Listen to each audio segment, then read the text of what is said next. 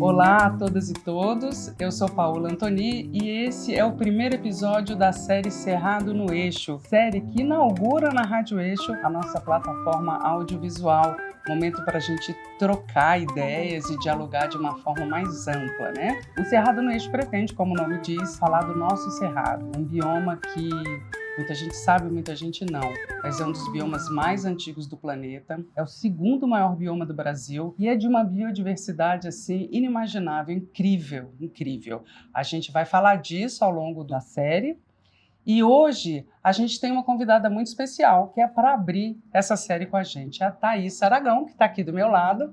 A Thaísa, ela lidera o movimento Slow Food Cerrado. Thaísa, tudo bem? Tudo ótimo, Paula. Conta pra gente o que é o Slow Food Cerrado, por favor.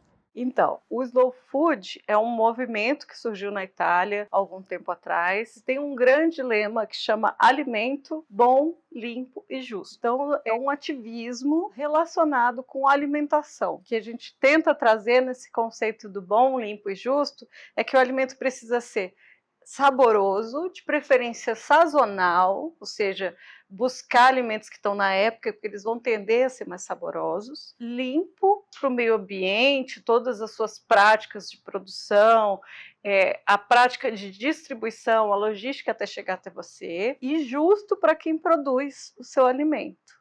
Então, compreender essa lógica desse fator que é a alimentação, que é o que a gente vive o tempo todo, de uma forma mais ampla, entender que isso impacta o mundo, impacta o nosso dia a dia, impacta a nossa cultura, e tentar trazer a ideia do cerrado nisso, né? Então, por que Slow Food Cerrado? Porque aqui a gente tem, dentro do movimento, o que a gente chama de convívios, que são grupos de pessoas que são apaixonadas, interessadas, se associam e buscam realizar atividades para apoiar essa temática da alimentação boa, limpa e justa em alguma dimensão. Então, nesse caso, a gente tem um convívio cerrado, e eu sou líder desse convívio, que é aqui de Brasília, especificamente, não de todo o bioma, mas a gente tem um monte de outros convívios aqui pela região que trabalham com essa temática. Então tem um convívio que chama Buriti, por exemplo, né? Já em alusão ao Cerrado também, que é na região de Taguatinga. A gente tem vários outros que buscam trabalhar com essa mesma lógica, né, de valorizar o que é nosso, o que é local. Então a nossa grande paixão e luta é essa, é trabalhar mostrando para as pessoas que olhar para a comida com uma outra ótica pode ser bom para todo mundo. Exatamente, não é à toa que a gente convidou a Thaísa, porque essa é a ideia da série e essa é nossa ideia também, enquanto equipe Rádio Eixo, né, de proteger o cerrado, porque essa forma que a Thaísa está falando, né, Thaísa, é uma das formas que a gente tem simples, gostosas, maravilhosas, na verdade, de proteger o cerrado. E ao longo dessa conversa, desse nosso primeiro episódio, a gente vai falar um pouco sobre essa ideia geral de como proteger o cerrado assim, ó, comendo coisas maravilhosas, como, por exemplo, esse cajuzinho do cerrado. A gente escolheu esse assunto, Thaísa, para abrir, porque a gente pensou na hipótese de conversar com o espectador assim, de uma forma bem casual, para que ele consiga entender o cerrado de uma forma também tranquila, simples. Porque o que eu queria dizer para você era o seguinte: eu nasci aqui em Brasília, eu adoro o cerrado, eu vou para a Chapada todo mês e eu percebo que tem um monte de coisas do cerrado que eu não sei, sabe? E como a nossa missão, vamos dizer assim, a partir dessa série é proteger o cerrado, eu queria compartilhar com você e com os espectadores as lindezas do cerrado para a gente, a partir delas, entender que a gente pode ser agente de proteção do cerrado, você não acha? Sem dúvida, eu também sou outra apaixonada por essa lindeza que a gente tem aqui e que eu também demorei bastante tempo para descobrir. Por que será que a gente, apesar de estar no cerrado, a gente demora tanto para descobrir o cerrado? O que acontece, você acha? Eu acho que tem vários fatores.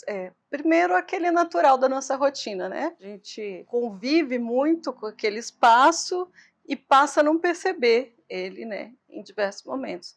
Mas segundo, porque eu percebo que já tem algumas gerações que a gente começou a valorizar muito o que vinha de fora e passou a não olhar tanto para o potencial do que a gente tinha ao nosso redor. Todo mundo sabe dessa velha história que, à medida que o tempo está passando, a gente está perdendo os hábitos locais e tendendo a homogeneizar muito a nossa alimentação.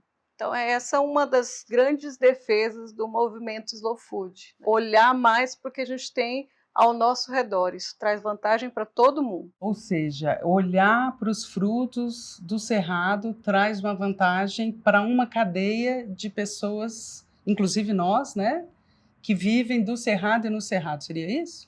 Exatamente. O cerrado, a gente sempre fala, é uma fala minha assim, recorrente, já virou um bordão, que o cerrado só tem valor se a gente demandar. Então, na medida em que a gente come cerrado, ele passa a ter valor em pé. Porque o que vem acontecendo hoje é que faz mais sentido na cabeça da maioria dos produtores rurais, retirar o cerrado e colocar outra coisa que vai ser mais valorizada por esse público urbano. Então, assim, não só soja, mas também hortaliças, vegetais, qualquer outro produto. Eu brinco assim, que a gente tende a comer alface, que é uma coisa bacana, mas não é nossa.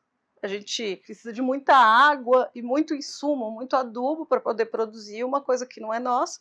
Então eu tiro, sei lá, 2, 3 árvores de frutos que eu poderia coletar todo ano, não precisaria de nenhuma necessidade externa, para colocar um produto que eu vou precisar ter muito cuidado, tanto com a terra quanto com a água, né? Porque eu vou precisar de muito mais água, e vou retirar rapidamente. Então, o esforço e o custo ambiental é muito maior. Então, por isso que é o benefício, né?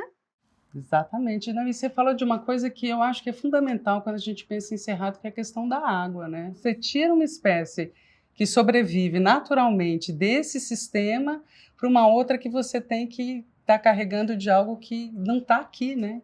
Exatamente.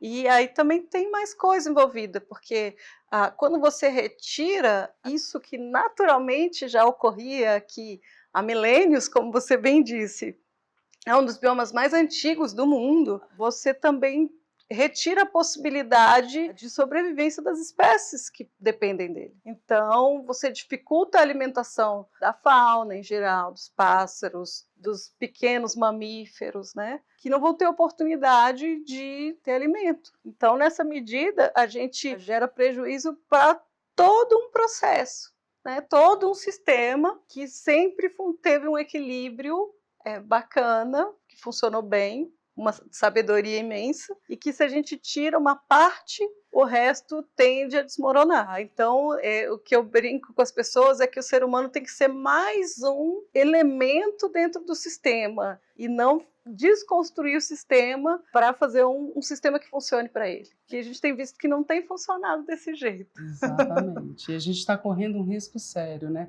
Eu nasci aqui em Brasília, mas eu sou de uma das primeiras gerações, mas meu pai veio do Ceará, minha mãe veio de Manaus. Nenhum dos dois tinha conhecimento nenhum do cerrado, e é o que provavelmente aconteceu com a grande maioria aqui. Então, hoje a gente caminha até por Brasília mesmo, pelas quadras. Eu soube outro dia que tem uma série de árvores nativas do cerrado que são tombadas aqui no plano piloto, só no DF, né? Não sabia disso. E a gente sequer reconhece. Nosso pai não sabia. Talvez a gente venha descobrindo agora para poder dizer para os nossos filhos e para os nossos pais. Mas uma coisa também, Thais, que eu queria te falar, eu puxei esse assunto para falar de você, uma coisa interessante. Eu fui na feira trazer algumas coisas para a gente conversar sobre o cerrado. Eu não sabia o que eram algumas coisas. Por exemplo, isso aqui. Eu queria até fazer uma parte aqui e perguntar para a galera se elas sabem o que é isso aqui. Quem disser, manda como é que faz? Manda uma informação no site da Rádio Eixo. Que isso aqui é baru, né? E eu não sei se as pessoas sabiam que o baru tá assim, que a gente muitas vezes passa por ele sem saber que a gente está debaixo de um pé de baru. Outra coisa que me chamou a atenção na feira foi perceber que tem pouca coisa do cerrado, né? Isso feira, né? Porque eu fui na feira de Planaltina e a Amanda, que faz a produção do programa, foi na do Guará, e a gente achou muito pouca coisa. Por que, hein, Thaís? Aqui tem pouca coisa do cerrado disponível para gente. você trouxe um elemento importante. Minha família também é do Ceará, veio para cá logo na construção da cidade, e a gente não tem a raiz daqui, né? Então é natural que a gente precise se readaptar a esse espaço. Só que o que aconteceu? Quem já estava aqui também não teve um papel tão forte no sentido de difundir, porque por muitas gerações toda essa diversidade incrível de aromas, texturas, foi vista apenas como subsistência, né? Então, se eu não tenho outra condição de buscar produtos de fora, então aí sim eu vou consumir. O baru, até algum tempo atrás, a gente estava recentemente agora no Encontro dos Povos do Cerrado, e várias comunidades estavam falando sobre essa questão que o baru, como castanha, ele tem tido uma difusão muito recente, por exemplo. Algum tempo atrás, só se comia em último caso, estou ali debaixo da árvore e vou comer, mas se percebeu a quantidade de possibilidades,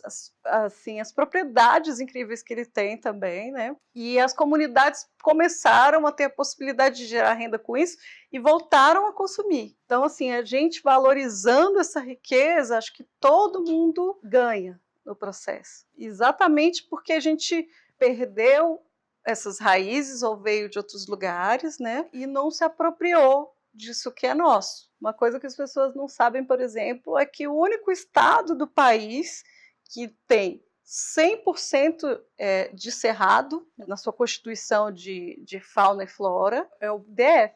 Então, a gente está completamente imerso no cerrado. E a gente, devagarzinho, vai voltando a trazer um olhar para esses elementos, mas ainda não se tornou algo natural, né? Até algum tempo atrás você encontrava no interior, na beira das estradas, mas o ser urbano perdeu essas raízes e não demanda esses produtos. Então, se não tem demanda, não vai ter esse alimento disponível lá na feira, uma frutaria ali da esquina. Ia ser tão legal, né, se a gente conseguisse encontrar tudo isso aqui embaixo, numa quadra, né? E isso ainda é muito difícil, infelizmente. Pode ser, então, uma missão nossa. Assim, às vezes a gente quer proteger o cerrado e pensa num ativismo muito complicado, tal. Mas será que pode ser o começo de uma missão a gente pedir esses produtos nas feiras? Eu tenho certeza, assim, enquanto alguém que se reconhece como ativista, a minha principal bandeira tem sido essa. Precisa existir algum valor econômico nisso. Senão vai continuar acontecendo isso que você falou, vai se preferir colocar um monte de soja no caminho daqui até a Chapada, do que pensar, ok, se eu permanecer com todas essas árvores de jatobá, de piqui, de cagaita, de araticum, eu posso gerar uma renda com isso. Isso ainda é uma novidade para esse produtor. Apesar de que já foram demonstrados diversos estudos, o pessoal do projeto Bem Diverso, por exemplo, da Embrapa, já demonstrou que o valor por hectare de extrativismo de cerrado proporcionalmente é maior do que o da produção de alguma dessas monoculturas para alimentação de gado. Então, assim, é uma solução interessante e viável para o produtor, só que ele precisa ter demanda. Então, se a gente começar a ir na feira,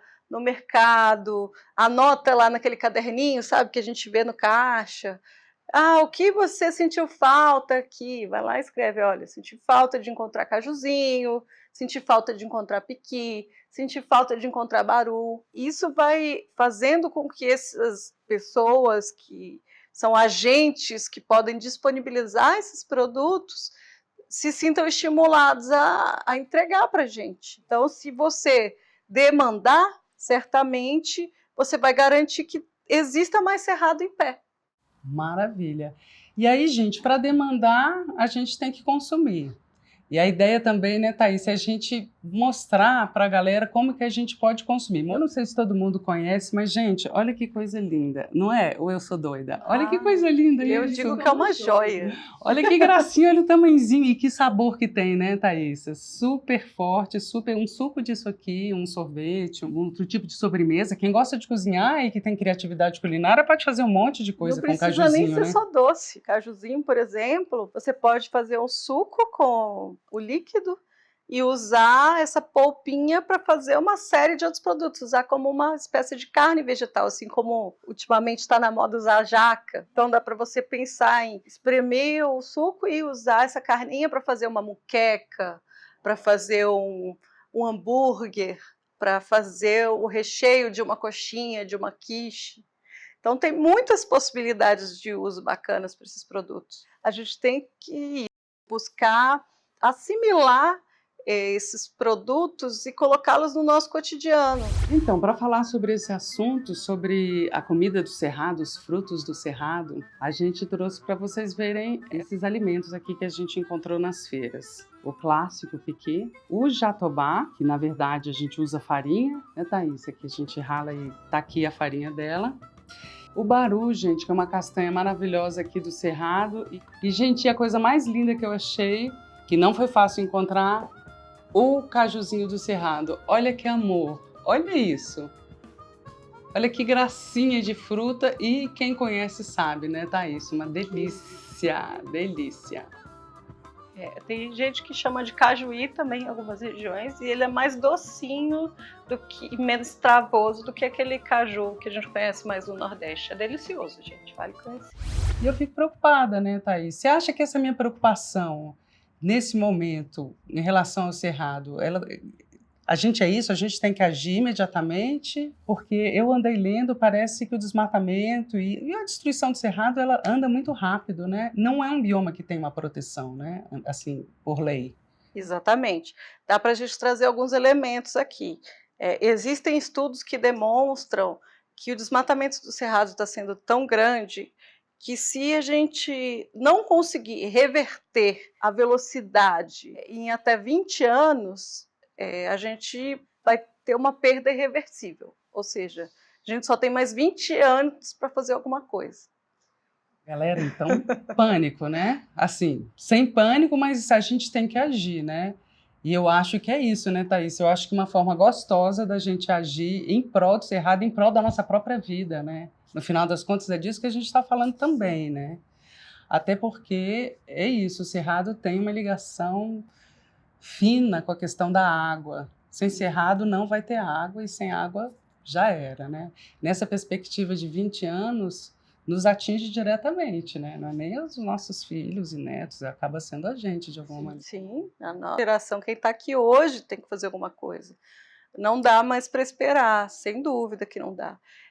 Quando a gente percebe diversas entidades que trabalham com questão ambiental já demonstram que a velocidade de desmatamento do Cerrado ela é maior do que a velocidade de desmatamento da Amazônia. Ele ainda tem um volume de cerrado, mas ele está sendo devastado numa velocidade muito maior.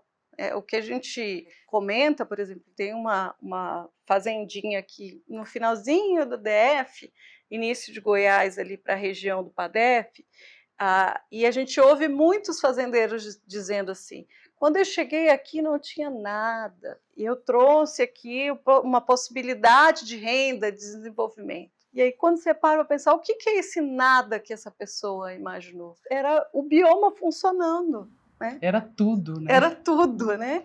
E que a grande questão é porque a gente não se deu conta do valor que está aqui, né? Olha só. Valor, inclusive, nutricional e saborosíssimo, né? Thaís, então, eu acho que fica essa dica de uma primeira ação que a gente pode fazer, que é buscar consumir, buscar receitas. Eu dei uma olhada na internet, tem várias, né? Não é difícil achar. Inclusive o jatobá, que é esse aqui, na verdade, esse aqui é a casca, ele está aqui dentro. Eu devia ter aberto, né? Acho que eu vacilei aqui. Mas ele tem uma fruta que, no final das contas, vira essa farinha. E que é uma farinha. Sim. Então, que a gente pode fazer bolo, que a gente pode fazer pão, né?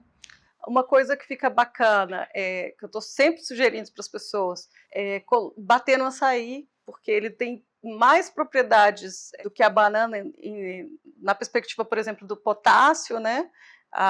O jatobá tem de 3 a 4 vezes mais potássio do que a banana, tem um sabor bacana. Para quem não gosta muito do cheiro, colocar ele em coisas frias reduz essa capacidade do aroma. Então, crianças, por exemplo, né? Você fazer um sorvete, um picolé, e ele tem notas que lembram banana, que lembram especiarias, então ele fica muito bacana. Se você fizer um chocolate quente e diluir uma parte de jatobá, você vai trazer propriedades. O jatobá ele tem capacidade como farinha de engrossar, então fica mais encorpadinho, né? Então, assim, olha, as possibilidades são inúmeras. Você falou aí de uma outra coisa que eu me lembrei aqui para deixar as pessoas curiosas para os próximos episódios. A gente não tem ideia, mas o Baru tem a castanha conhecida hoje que tem mais proteína. E está aqui ao nosso redor, e a gente comprando whey protein de monte aí, né? Olha só, tá vendo? E muito disso é desconhecimento, né, Thaís? É muito desconhecimento, mas a ideia é justamente essa aqui no Cerrado no Eixo, é que a gente passe a conhecer, né? Eu li uma frase interessante aí lendo sobre o Cerrado, de que ele é um dos biomas, acho que a Caatinga também, que sofre de invisibilidade. Mas então a nossa ideia, a partir de hoje, desse programa do Cerrado no Eixo, é acabar com essa invisibilidade, abrir possibilidades, abrir caminhos, da gente conhecer, perceber e ver o que o Cerrado tem para nos oferecer e aí agir mesmo em prol da nossa própria vida e da vida de tantos, né, que estão envolvidos aí. Gente, olha só, consumir alimentos do Cerrado, comidas do Cerrado, né, também não é um bicho de sete cabeças não, porque já tem pessoas que comercializam, fazem delícias do Cerrado e comercializam, como é o caso desse sorvete aqui, da Sorbet. De mangaba do Cerrado, tá lá, todo dia tem um sorvetinho de Cerrado lá, né, Thaís? Ela sempre se preocupa em trazer uns saborezinhos para a gente conhecer, então vale ir lá mais de uma vez para poder provar vários sabores. O Cerrado tem muita opção. Toda vez que eu vou lá tem uns super gostosos e eu adoro o que tem de cajuzinho do Cerrado lá. Esse mangaba eu não conheço. Eu vou descobrir agora se é bom.